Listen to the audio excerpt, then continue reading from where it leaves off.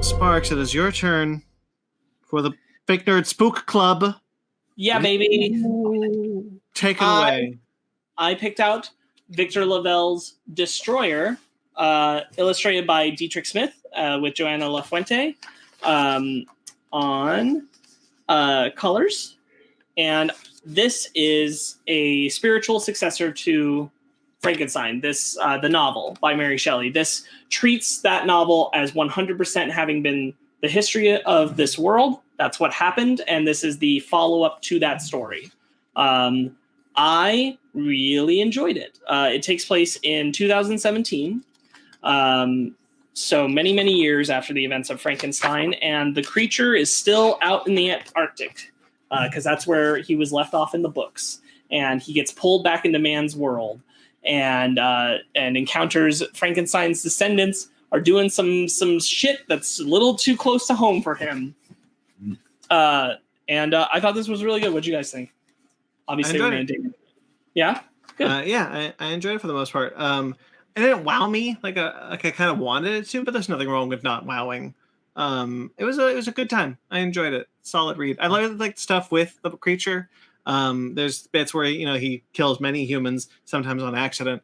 Accidentally kills these pigs, which I thought was a good moment. Yeah. I had fun with it. The ending definitely went into a way that I wasn't expecting. One of the characters I really enjoyed was the mom, Josephine, and how she kind of slips, even though I feel like her madness is justified in a way. At the same time, it's like, okay, you gotta put a stop to this somewhere. And I really liked how because this came out in 2017. I liked how topical it was, especially how it's pretty topical 3 years later. But also I enjoyed the twist on the Frankenstein, how there's got that logo of the I feel like it's some like government agency or environment lab. The lab, yeah. I feel like I've seen that logo before on a government agency thing. I can't remember, but I enjoyed it. I thought it was good. I like this book a whole lot.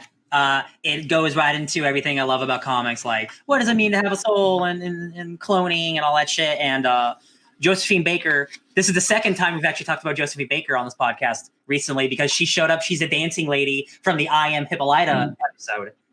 So it's cool that she's name dropped. She's the name of this character too. And Josephine Baker is also the name of the famous jazz singer from the 1920s. No, that's what I'm talking about. That's who I'm talking about. She was in Lovecraft Country. I just got that. My God. Yeah. I think that's really cool. I think this book is like what you do a like 21st century sequel to Frankenstein. It is taking that concept and just making it modern in every way you can and making it about a Black family. And the things that Josephine does that she thinks is okay. Clearly it's she might be justified because her son's dead, but she's created a monster. I did like the line when the two agents were going to her house and he's talking about like, Lincoln and everything that happened with Lincoln. And someone was like, she's not Abraham Lincoln. He's like, I just don't want to be John Wilkes Booth.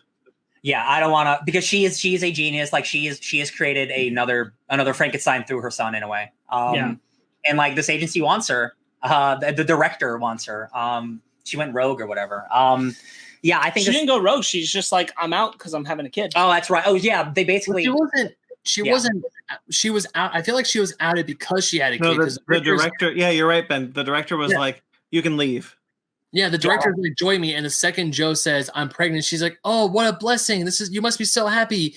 Please see yourself out. She felt that she put she put life over the agency, which is not what the director wanted from her. Right. And my only point being like, yes, the director said that. I do think that like, just from the way Josephine talks about it throughout the book, that it is also something she kind of knew would happen the moment she was pregnant. Yeah. That if she was going to have a kid, she was going to be out of the lab, and it was a choice she was making, and she made it willfully and conscientiously. What I absolutely love about this book is Josephine's morality and how her zombie son is the thing that's keeping her human.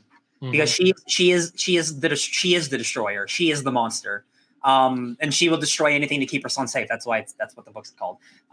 There's a scene where like she basically might kill these people, and her son Akai, is it Akai? I think it's Akai. Yeah, her Akai. son says, "These men aren't those men who hurt me, Mom. You didn't raise me to be this way." And she's like, "You're right. You are the better me." And I think that is so strong, and especially at the end, like this. Making this an entire family book about making the bride also the dad, I thought that was so sick. And having like the white streaks on the robot, it's such an interesting way of doing that concept. Yeah. And like what that company does to the dad itself, and it's like all that stuff. I thought it was wild. I really liked it. Like when it's revealed that the dad is the bride and it's the robot, because I thought it was going to be another Frankenstein monster type creature that was like, the bride of Frankenstein. Yep. Instead, it's a robot who's Akai's dad. And I'm like, that's new. Yep. That's interesting, and I actually dig it. The agents who were brutally killed, their names are Agent Shelley and Agent. Yeah. And I'm like, that's real good. That's real funny. Like Agent Shelley is like, I wonder who you're named after. Yeah. I think the cloning stuff with Victor Frankenstein is super interesting. I'm really glad about how it played out, because I'm like, this can't work. If this works, it's dumb. Yeah. Because he can't be alive. The monster hated Victor when it got to the end of the story, Mm-hmm. and he didn't care about the fact that he died, so he can't care about that. Like, it can't get to him. It can shock him for a moment, but I'm like, this cannot work. So when he bursts through the wall after, like, immediately, like, nah, nope. That is so brilliant. So good. Also, I really love how that's built up, where Joe is showing the director is like, 3D printing has been around since 1983, but I have a version that can 3D print biological matter. So here's a chicken, but the problem is the chicken only lives for like 10 seconds, and then it just decomposes. Oh my god. I really like. Go ahead. And one of the things I love about that setup is that we get Victor Frankenstein, how he was like 3D printed, and then he sees another one being printed right in front of him. And he finally says, I live, I have consciousness. Why? And then he just and then they push a button, kill him instantly. That's the shit I love, man. Yeah. Because what makes him any less of a person than you? That stuff's wild. I think the ending when Frankenstein Jr. has to fight the monster Jr. He's like, my mother said I'm the only one who could kill you. Once you were sewn together, let's see what happens when I undo all your strings. And he in a very Franklin Richards-esque way, just like dematerializes him into existence until he's just like a Watchman, like skeletal, muscle thing. And he's like, goodbye, brother. Because Akai has this control with nanobots that he can use. Again, 21st century, like, how do you bring people back? It's like through nanotechnology and stuff. And this is very similar to the video game Outlast, that's a whole game about them trying to do crazy experiments about immortality, and how do you do it? It's through nanotechnology. So it's a game about you fighting ghosts, but spoilers, it's not ghosts, it's nanomachines. It's wild. It's really cool. I really like the slow reveal at the beginning of the book where Josephine is talking to her computer voice, and you don't know who that voice is for the first chunk of pages. Yeah. You later find out that it is the voice of her son. Yeah. I thought that was a really good reveal, especially with the dream. I thought the dream was haunting, where she's remembering a time with him with the earthworm, and then he turns and it's the voice from the car. You still don't know it's supposed to be Akai's voice, and it's just like the slack-jawed zombie face, but it's like, I'm turning the volume up. You know that the volume, that I'm waking you up. Yeah. It's haunting, man. Really, really good stuff. I think all the stuff with the monster is done really well. Yeah. Every bit of his callousness towards mankind. And how I really appreciate it. Go ahead. This is like you brought up the scene, Brandon, where he accidentally kills the pigs. There's multiple scenes where he doesn't mean to do this, but it just keeps happening to him because he's too strong. The scene where he is going through the wall at the border. And it had shown the flashback to when he was being chased by villagers, and he said, please, I just need help, and he got cut off by an arrow to the throat, and then he's pulling down the wall on all these people who followed him. He buries all these 5 Mexicans, people, and it's falling on them, and the one little kid is like, please, I just need help, and just buried under it. The monster's just moving forward. Very tragic. I thought that was very good, strong representation of who the monster still would be at this point, if you are taking the novel as the true fiction. The way that the monster learns about these things being done through the iPad is really good. I thought that was a nice way for the monster to just get like pissed off and activated. I love the whole opening with the whalers and everything. Oh yeah, because he's connected with nature. And the whaler lady's like, please join us. You would help us so much. Because he destroys that boat, and there's that one bit where like he's covered in the blood and he's swimming under the water, and you just see like a blood silhouette of him. I love that. Towards the ship, and they're like, "Oh boy!" my favorite quote. Like, he's coming this way. Oh Lord, he coming. It's like a zombie shark. My favorite quote is when the whole family's together, and it's issue 5 or 6, whatever. But Akai's on the slab, and then you got the bride, and you got Joe, and the dad basically calls Joe a monster, and she's like, "Is that what you're calling me?" And the dad's like, "I wouldn't blame you for falling apart after what happened." And she says, "I didn't fall apart. I turned to steel just like you did."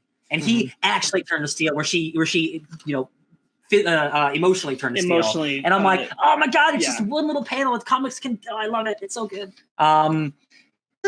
It's such a. It really feels like, if Frankenstein were written today, this is how it would be. Just obviously in graphic novel form. They do a great job of it. The story with Akai is that Akai was shot by a police officer because a probably white woman called and said that she saw a 18 to 19-year-old black man with a rifle, and he came back from really him baseball practice with a baseball bat from baseball practice. Dude, the stuff, and he was shot. The stuff with his dad, where his dad goes to the cop and puts the nanobot into him and says, at any point, at any time, I can take you out. Yeah. This is already more mercy and thought than you gave to my son. But that is all 2 seconds. What's also awful is that he's at a park. The cop's at a park with his daughter. And this guy's immobile, and he's like, "I wonder, is that your daughter over there in the glasses? I wonder what she think about what I'm about to do to you." And like, that's horrifying. And even he says, like, "I'm glad you never got to see what I became, Akai." And I'm like, man, that's the shit I live for. That's so sad. Yeah. Or even the part, because he actually does go to the daughter, because it's revealed. I want to say in the next book, in the next issue 6, maybe 6 or 5, one of those two, where we see the conclusion of that. Because I thought, oh my god, is he going to go kill his daughter as revenge? But he goes back and is like, oh, she was very nice and warm and open to me. At least you didn't totally mess up in that way. I'm like, oh. Yeah. That's when he leaves the one machine with him, and he's like, I'll kill you. Suicide Squad. There's just a lot of good stuff. I think the whole arc with the dad, the fact that the dad, Josephine really resents Pliers because he didn't follow her out of the lab, and the reason is because the director would have hurt them. Hurt his family if he didn't stay. So he Akai's had to design stick around for their protection. At least that's how he felt. Josephine doesn't feel that way, but that's how he felt. I really like Akai's the way he looks. It's like a very cool, his design is really like good. 21st century, like nano Frankenstein. I like her tech suit in the end too. Also, she's got the rogue strand of hair. Like, I'm always a fan of that. Yeah. I really like Akai trying to connect with the monster, and then they kind of botch it. Because Josephine gets too proactive against him when she starts to really lose her grip on everything. I really like her visualizing herself as like a god in the future, like how everyone will look up to her. She clearly does end up mentally in a similar space to where Victor was when Victor it got to the end of the book. She even says, I'm past the point of redemption. Like, it's too late for me. Yeah, she has a great part where she's saying how all the stuff with her past and stuff. I came here to lay waste to is this the part? Hold on. She talks about her whole past where she had to pretend that it was okay, that because she did better than the other students, she was mistreated for it, having to always climb the ladder. I don't owe this country a damn thing except the same hate it's always given me, which is very pointed at the black part of this story, which I think is really effective and like lends a lot to her connection to Victor through Victor was doing what he was doing in her belief out of grief for the loss of his mom, and she's doing what she's doing because she's been pushed too far, and she has a whole lot more history behind that, and I think that's executed really well. I just really enjoyed this. I thought this was really good. I also just really like that she does merge her consciousness into him when she dies. Yeah, when she's I love by the it. Monster. That's great. And like in like 0.2 seconds. So she's the voice in his ear, and she tells him to go to places like the bust of Jean-Baptiste Point du Sable, the black man who founded Chicago, and think about why that isn't taught in schools. Who benefits from your ignorance? And she reiterates the who benefits from your ignorance part, which I really like, that it leaves you in a place of like, recognize. I just like them bringing the attention to it. Yeah. I just thought this was all done really well. I really like the look of the monster is very true to the description in the book, so I really appreciate that. I think his involvement is done pretty pitch perfect, I think. Yeah. For why he's there, what he's doing. I don't think it's ever messed around with, and I like how powerful he's represented to be. How super dangerous strong. he is. Yeah. Oh yeah. I think this is just a really solid story. I think this was a great Frankenstein 2. Yeah, I think if this were like official canon, yeah, like this would be totally dope. I would believe this. Yeah.